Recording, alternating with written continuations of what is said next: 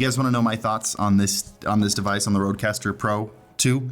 Because if I could sum this whole video up into one sentence, it would be, this thing should have been more expensive.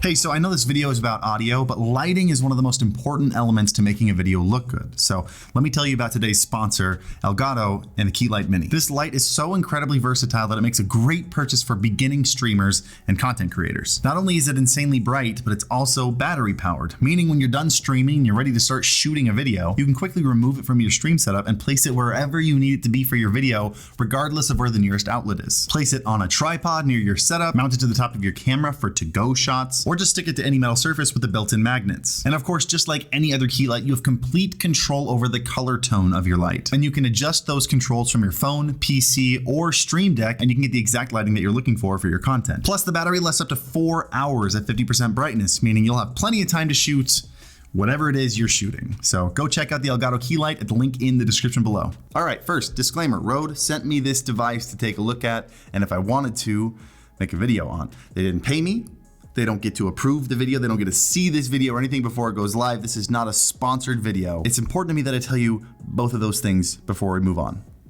You good? This device sells for $699. And when I say that I think this could be sold for double the cost, maybe even $1,500, I still think that would be a fair price for what's in here. They've added, I mean, this thing is just full of so many features and so much functionality. And I don't mean like gimmicky, fun features to spice up your podcast. I mean like actual useful functionality in here. It's pretty incredible. So I want to do 3 main things in this video. I want to give you a brief synopsis of what this is and how it works, just so you understand. But it's important that you know this is not like a full tutorial on this. If I tried to do it, that would take hours. In fact, Tom Buck did try to do that and it took him 40 minutes. If you want to see a more in-depth tutorial on everything about this, I'll link that video down below. It was great. But let me just share with you the important stuff, the basics. Second, I want to go into my 3 favorite things that I learned about it. Things that made me tingly in certain areas when I found out about them. Does that sound okay? Whatever. And then 3, just to balance it all out, I want to share with you 3 things that I think could be improved on this device. So let's jump into the basics. The original Rodecaster Pro, the first iteration, was designed for podcasts. With this one, Rode has stated that they want to make it much more versatile, make it for more all-around content creation, so including things like YouTube and live streams, and they've added a handful of features that allow it to do that kind of stuff. It's got 4 microphone inputs with fantastic preamps, like you can even run a Shure SM7B without needing any kind of cloud lifter. And just to prove that point, this is the Shure SM7B plugged directly in using nothing but the Shure SM7B preset that's already built into this thing. How's it sound? Sound any good? Does this prove my point? All right, let's move on. It's got 6 physical faders that are completely programmable, as well as 3 more virtual faders. Let me show you what I mean by that. So here in the faders, you can see the physical faders and the virtual faders. Let's say I want my PC game audio to be controlled by the first fader, and then my PC chat audio, like Discord, to be the second fader. Now you can see my microphone 1 and 2 have been changed to virtual faders over there. But now I control game volume here, chat volume here, and over here is the microphone. If I tap on it, I can still control it with this smart knob right here. I don't know if it's called a smart knob. That's what I'm calling it because it does everything. So 9 total completely programmable tracks. The screen on it is super high quality, like almost overkill high quality. Like you can read it, it's perfectly clear from any angle, and not to mention it's like super high resolution. Like it's borderline smartphone quality screen. I don't know if that was necessary, but it's super dope. You have 8 smart pads over here that you can set to do almost anything. For example, you can set them to do voice effects like, hey, what's up? I'm a monster now. If that interests you at all. Got a bunch of effects, not just that one. And also you can set it to really cool voice tools like ducking, or you know, if you have a podcast that maybe you don't want your mom to be disappointed in, you can add a bleep. So when you're talking, you can bleep yourself out, whatever. Lots and lots of stuff there. It also comes with a ton of mic presets pre-programmed for you. So you'd expect them to have things like all the Rode microphones pre-programmed, so you can see the pod mic, the Broadcaster, the Procaster, the NT1, all the Rode microphones, but then you get a little bit further and they actually programmed presets for their competitors' microphones, at least the popular ones, like the RE20 or the Shure SM7B. Rode didn't have to do that. They just did it for us.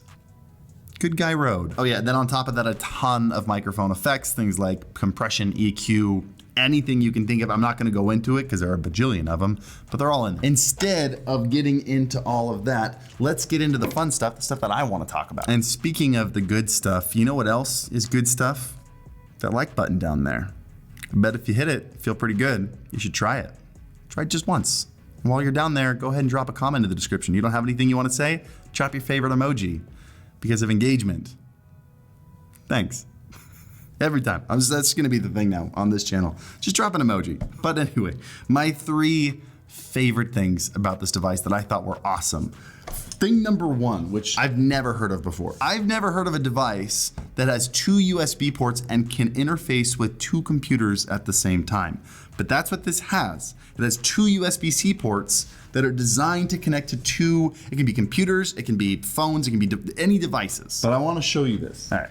Computer number 1 and computer number 2 plugged in. Now, computer number 1 has 2 different channels. Software, or I should say virtual devices, meaning it's got a main channel and it's got a chat channel. So that way you can set your Discord to chat and you can set your game and everything else to the main. The second input only has 1, but this allows you, like if you have a multi-PC setup, like let's say a 2-PC stream setup, or maybe a super intense podcast setup and you have 1 computer on your desk and you have 1 computer that's recording the whole thing, you can plug both of them into the device and this will be the interface for both. So both of these machines have Spotify and OBS running. And if I play music on here, which I'm gonna play Stream Beats because it's the best copyright-free music, I can play it in this video and not get demonetized. Links to Stream Beats down in the description below. And if I hit play here, this music is coming, I'm gonna turn it down a little bit.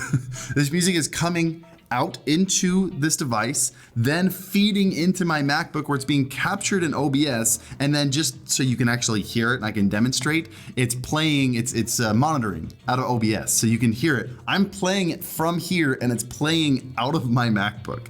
And if I wanna go crazy, let's switch it up a little bit. Now let's play music on my Mac. And it's playing over on the PC laptop because same thing, it's going out of here through my interface, feeding into OBS on the PC laptop, and then OBS is monitoring it out of the speakers. That is insane for content creators. I'm sure it exists, but I've never heard of an audio interface that can fully interface with 2 computers at the same time. This gets me very excited for content creation and allowing me to do things like music content creation on a Mac that feeds into my PC, and just all the things are now not only possible, but simple with a single device. So I do plan on actually hooking this up in my setup and really testing it out as soon as I'm done making this video. Super awesome thing number 2. Let me clear off this desk now that I've made my point. Remember the smart pads that I mentioned, the 8 buttons over here? Well, I didn't mention that there are 8 different banks available. So you can see these arrows at the bottom, and as I hit them, they go between multiple banks over here, and I can actually get, let me show you, I can get up to 8 banks, meaning I can get 64 buttons programmed on this device. And better than that, on top of vocal effects and things, these can also be programmed to do MIDI triggers, meaning I can install a MIDI plugin in OBS and I can actually have this device control OBS just like a Stream Deck, a 64 button Stream Deck on this device. I can switch scenes, I can adjust volumes, whatever I wanna do. I can also hook this up to any other software that has MIDI controls, like my DAW, for example, my recording software, Logic. I can make almost anything on here control almost anything in my software. I can use one of these headphone knobs and it can control the pan on one of my tracks. Or if I wanna get super nuts, I recently talked about a software called Atom that's a huge tool for streamers that can use MIDI instances or MIDI triggers to do anything on your stream, and I can use this with Atom and do some nutty stuff in OBS. I will link that video at the end of this video so you can really see how to go nuts with this kind of stuff. And big thing number 3 that I'm usually skeptical about, but they've already given me a reason to be optimistic about it,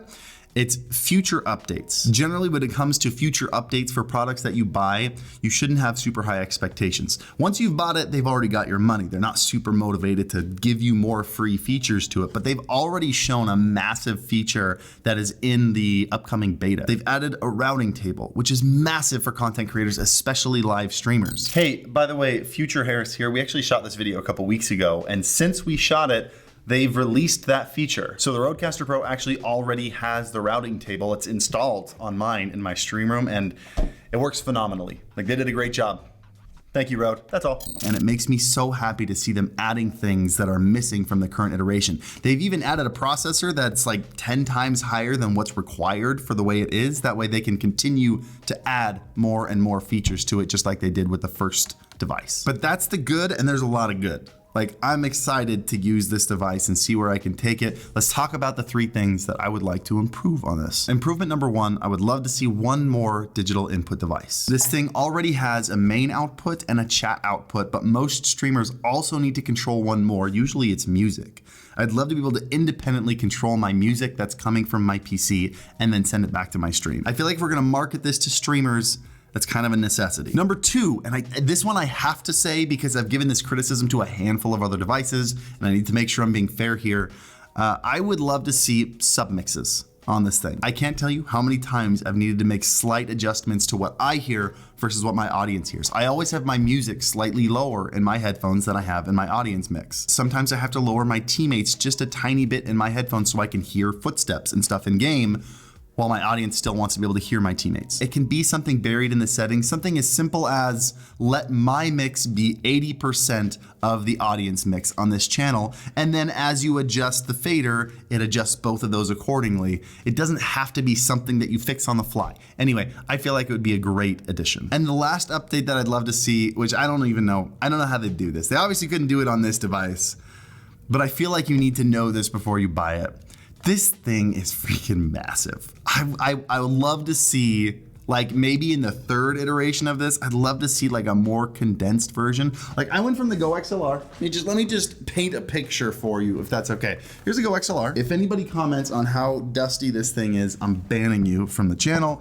It is what it is. This thing hasn't been used in a while. But when I removed this from my desk and replaced it with the beacon interface, oh my goodness, the amount of space that they saved. My mouse was hitting the Go XLR, and now I have no problems. I love how much space this saved. But look at how big, look at the difference in size. This is like 2 of these. And this thing is already notorious for being massive.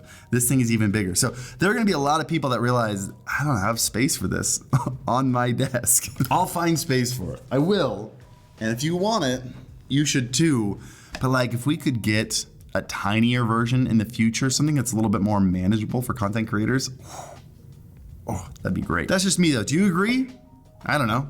Leave a comment, let me know. And also don't forget that the video, this side, the video that's over here, right? Yeah, the video that's over here. It's gonna talk about some really awesome OBS plugins that if you wanna upgrade your stream and be able to use stuff like this, just go check it out. I hope you found this interesting. I hope it helped in some way.